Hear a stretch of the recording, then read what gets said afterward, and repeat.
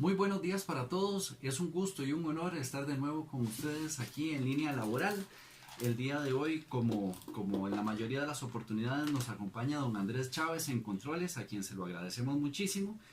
Y nuestro invitado es don Eduardo Garro Guillén, que es un gran amigo, por ahí debo de empezar, además de experto en comunicación y RAC, consultor en temas de resolución alternativa de conflictos, copartícipe en la redacción de la Ley 7727 y en su programa de implementación, capacitador en el orden de lo nacional y también regional, sin lugar a dudas, y para dicha y honor nuestro, miembro del Consejo Directivo del Centro Autónomo RAC Laboral.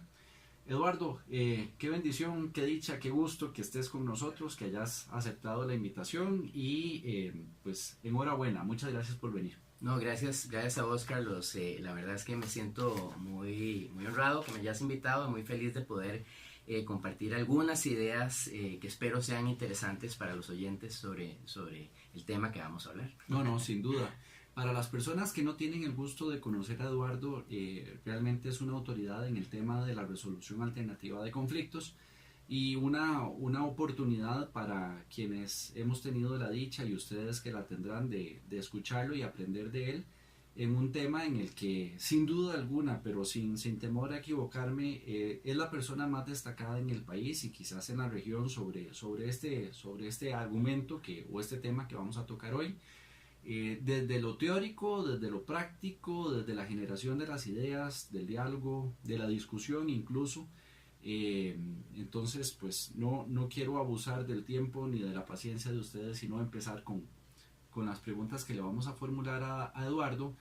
El día de hoy referidas a la resolución alternativa de conflictos en el ámbito laboral, por supuesto, como es el giro de este programa, pero no referidas en la búsqueda necesariamente del carácter de cosa juzgada material, es decir, en la equivalencia a una sentencia. No nos vamos a referir el día de hoy a ese tipo de vertiente de la resolución alternativa de conflictos, sino hacia su atención práctica, espontánea, vivencial, si se quiere, de cómo debemos nosotros o cómo se debería de resolver un conflicto que surge entre dos personas que quizás trabajen 8 horas al día, hombro con hombro, y a la vuelta de la esquina empieza a surgir un problema entre ellos, cualquiera que ustedes se imagine, pero un problema que está en gestación. ¿Qué debemos de hacer? ¿Cómo debemos de proceder?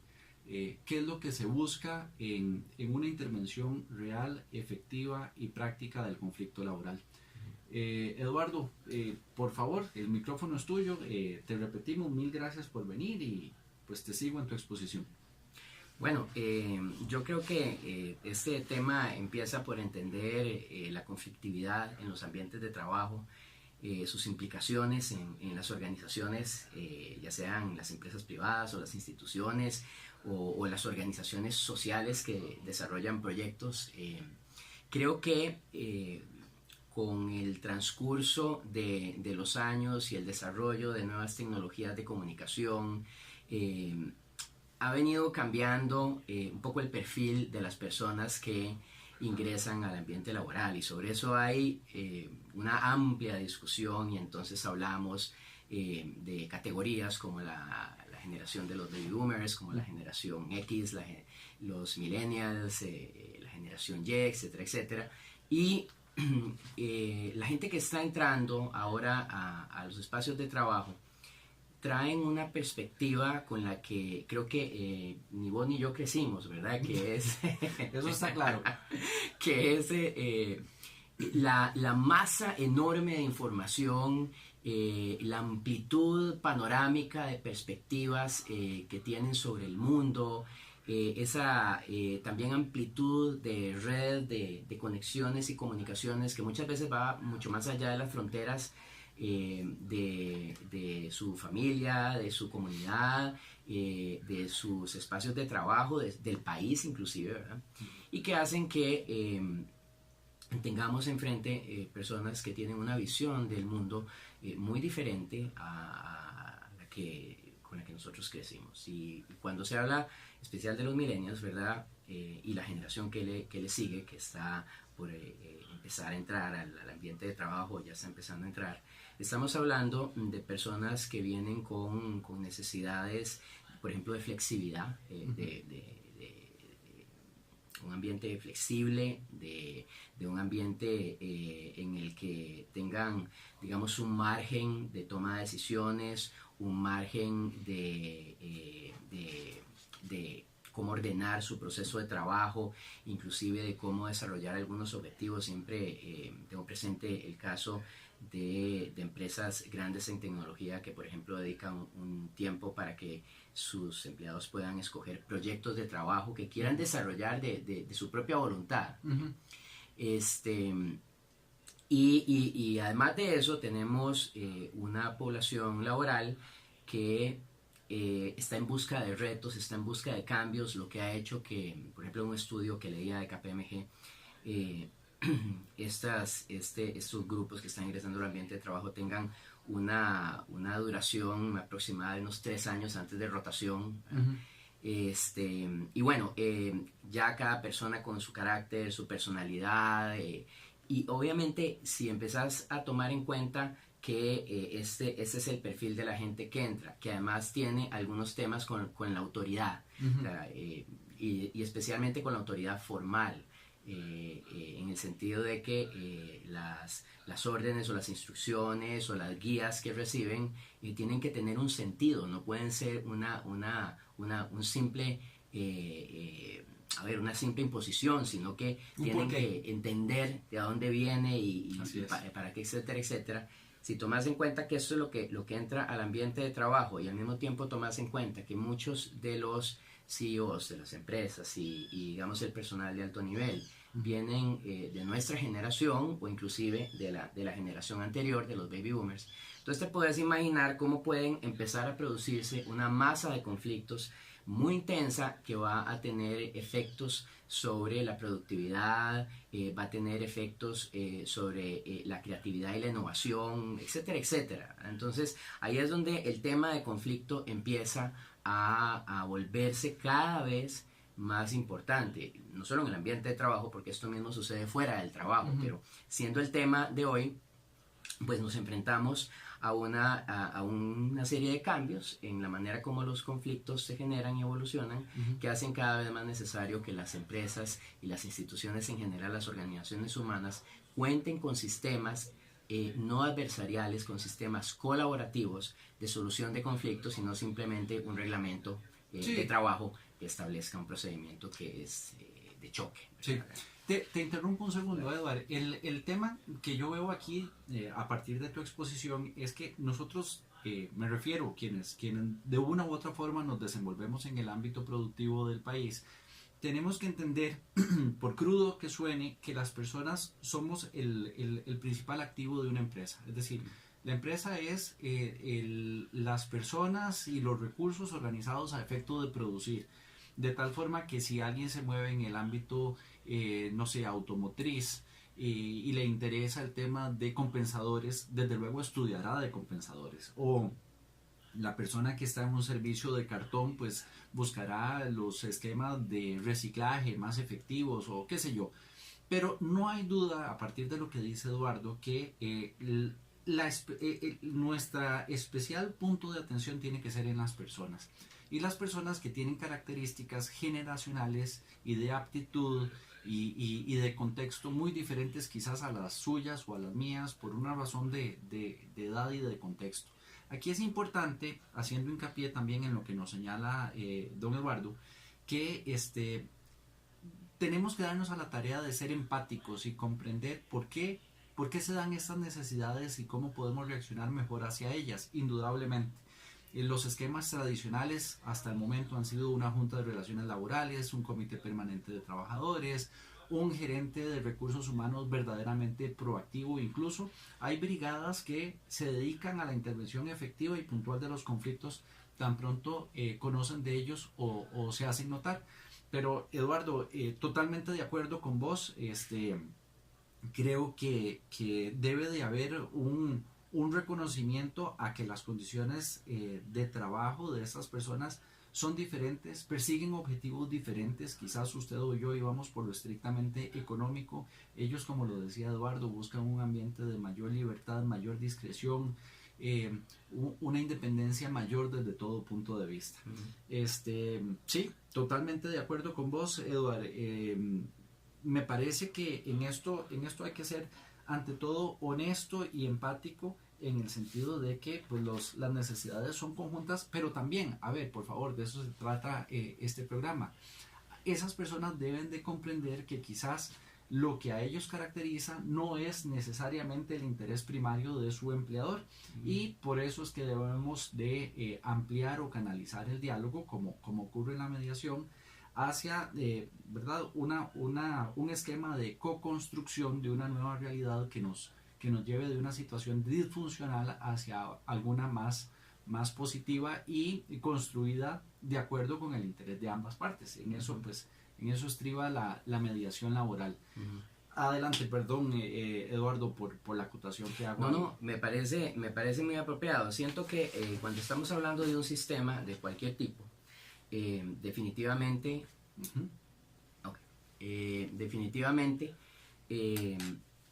hay que entender que las partes que están envueltas dentro de ese sistema, las personas que están envueltas dentro de este sistema, se van a influenciar unas a las otras, ¿verdad? Entonces no puedes esperar que esto se resuelva solamente tomando en cuenta las necesidades de un lado. Así es. Es súper importante de entender, ¿verdad? Creo que también es importante agregar a este perfil de conflictividad una gran cantidad de estresores que están sobre las personas, ¿verdad? En la medida también que avanza la tecnología, se ha vuelto cada vez más difícil despegarnos del trabajo.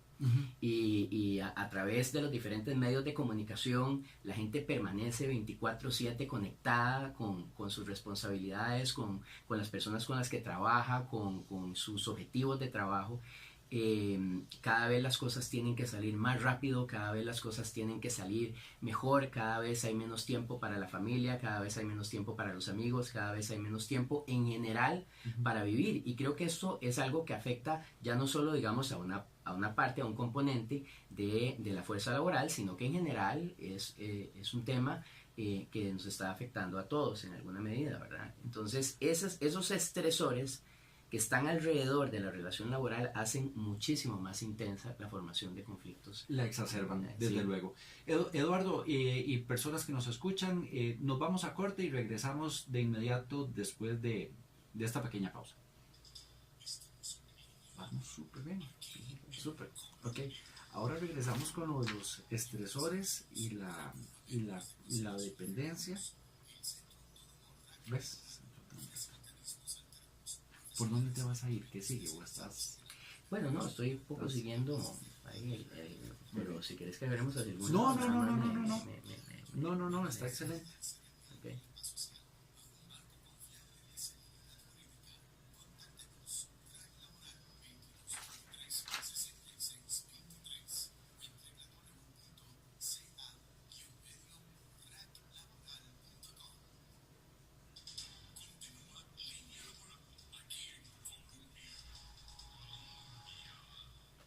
Regresamos con ustedes, nos acompaña don Eduardo Garro Guillén, especialista en resolución alternativa de conflictos, quien antes del corte nos hacía la referencia a una situación que es innegable y que es prácticamente de todos los días, en el sentido de cómo la tecnología nos ayuda en nuestro trabajo, pero a su vez nos acerca y nos somete a un esquema, si se quiere, 24/7 de vinculación laboral, en lo que pues puede ser visto como un esquema que exacerba los conflictos laborales. Y cuidado si no, y Eduardo, me corregís, casi que estoy seguro de tu respuesta, también puede tener una connotación familiar importante esto, ¿verdad? La persona que no puede o no ha sabido cómo desligarse y poner un alto en el camino en relación con su trabajo fuera del ámbito estrictamente empresarial o patronal como comúnmente se encuentra.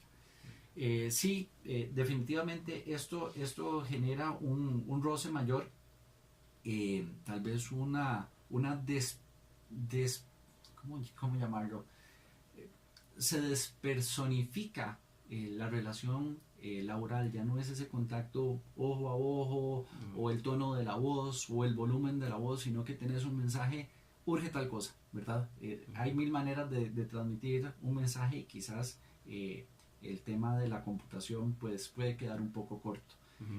Aprovecho también para consultarte ese tema, cómo es la mejor manera de comunicarnos cuando tenemos que transmitir una mala noticia o una noticia tal vez que es imperiosa para los efectos empresariales. ¿Cómo sugerís vos que debe ser ese contacto en la medida de lo posible?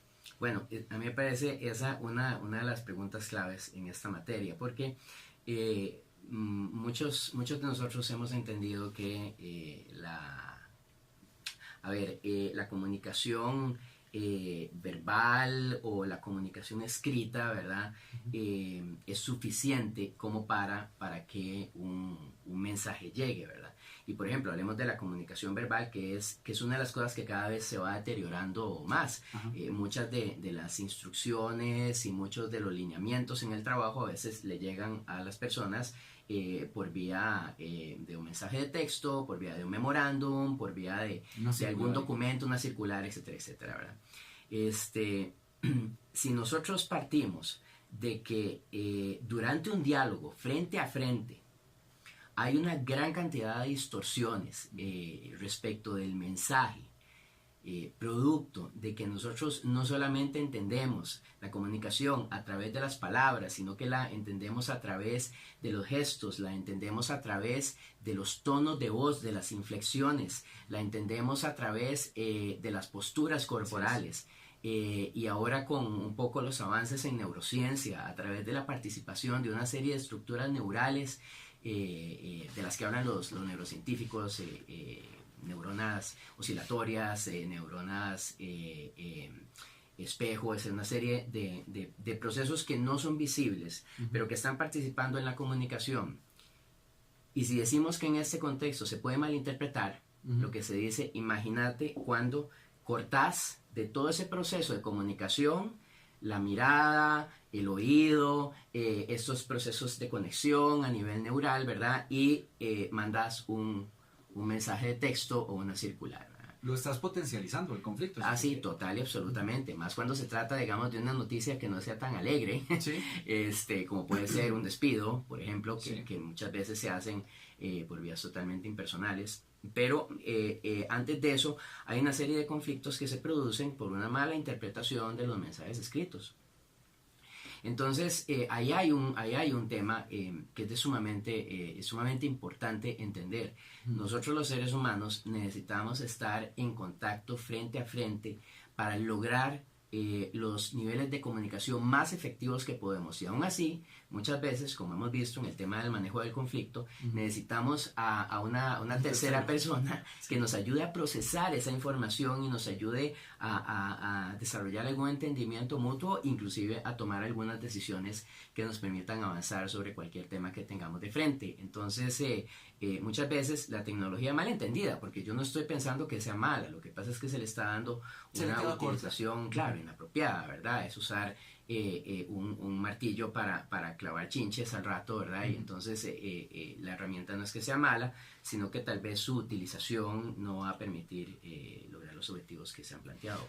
Sí, sobre ese punto yo quería hacer hincapié en el sentido de que generalmente el tema se aborda como lo estamos haciendo, de que las malas decisiones, los malos informes no deberían de ser rendidos necesariamente por escrito de una manera tan impersonal que pueda motivar el conflicto entre las partes.